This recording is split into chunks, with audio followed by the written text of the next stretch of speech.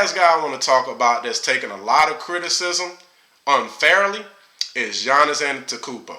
Yes, we're talking basketball now. So Giannis has been getting a lot of criticism from people like Jay Williams and Kendrick Perkins, mainly, especially these LeBron guys, right?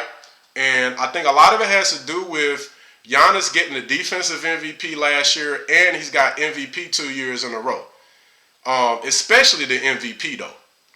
And a lot of those guys felt like LeBron should have got MVP because he had, I think, averaged between 10 and 11 assists last year, over 25 points. But half of those assists each game, it would be from Anthony Davis not getting back on defense. All right, he would stay on the other side of the court.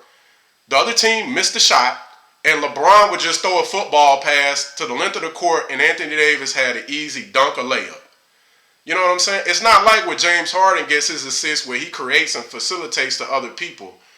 But you know what I'm saying? Like to me, James Harden's 10 assists is different than LeBron's 10 assists, especially like last year.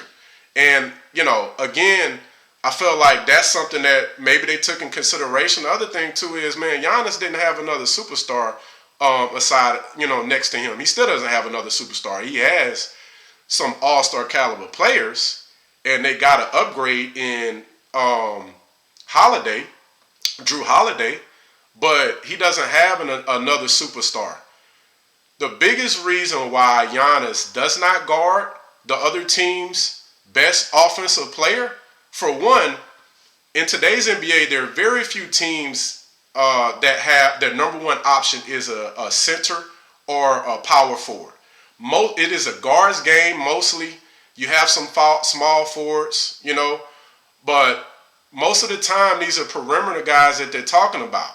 And Giannis does not have the lateral quickness to stay in front of these guys. And then especially when you're talking about as much as they run pick and roll, and when you talk when playing defense, and I learned this at a young age, you don't play defense with your hands and all this. You play defense with your feet. You got to get a good base, your feet a little bit wider than your shoulder width, and you got to get a good base, and you have to move side to side. All right? And the way I was taught is when you defend somebody, you look at their numbers because they can't shake you. The numbers can't go anywhere. You look at their eyes or you look at the ball, all that type of stuff, you can get shook. But if you look at the numbers, they can't go anywhere. But again, Giannis, when he came in the league, he was probably more of a small forward. He was really skinny. As he's matured, he's put on more weight and more muscle mass. And so I don't know that he has the same foot speed, and I think he's gotten taller as well. And so, in my opinion, not even my opinion, it's factual. Giannis is more suited to guard Anthony Davis, power forward as a center, or Joel Embiid. He can't even guard a Kevin Durant. Even though Kevin Durant's 6'10", 6'11", Kevin Durant's more of a small forward than Giannis is. He's quicker. You notice when he dribbles the ball, he's got guard skills. So you're talking about not guarding the other teams. That's an unfair statement. LeBron doesn't do it. When has LeBron in key moments consistently guarded the other team's best offensive player? Let's go back to the national championship or the NBA Finals. The last time LeBron played against the Warriors. All right, and Kevin Durant was on there. There's one particular play where he dribbles ball down the court, and LeBron is literally running away from the challenge of guarding Kevin Durant, and he tries to throw somebody, I don't know if it was J.R. Smith or somebody else on KD to defend him. And you know what KD did? He came down the court and pulled up and shot a 3 in the eyeball. All right, so LeBron hasn't taken that challenge, so it's unfair to sit up here. And even when he was younger, he didn't take that challenge consistently. So don't sit up there and criticize Giannis Antetokounmpo for not doing the same.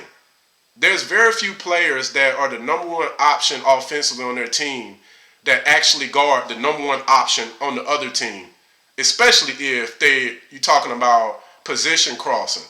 Kawhi Leonard is one of them. Is one of the very few players that when it's money time, He said, you know what, man, I'm a defend this dude. You know what I'm saying? Let me take him. Kawhi is one of the very few that do that. But there's not many guys, and I think he's taking unfair criticism. Um, one of the reasons why they traded for Drew Holiday was so Drew Holiday could guard those guards, those really good point guards and shooting guards, because he's a really good defender. He's also a really good scorer. A huge upgrade from Eric Bledsoe. But that's why they added Drew Holiday. You know what I'm saying? And it's still they play good team defense. So that's my take on the whole Giannis Antetokounmpo thing. And I know I talked about LeBron and stuff, and I didn't mention I was going to talk about LeBron, but I had to bring that up just to put things in context. And a lot of these guys, man, they don't tell you the truth. They don't put things in context. They have all these hot takes, and a lot of times people eat it all up, and it's really false. So guys, I think this is a good spot to stop for today's episode, man. So, I really appreciate y'all for tuning in for my second episode of Sports We Watching, Living, Talking.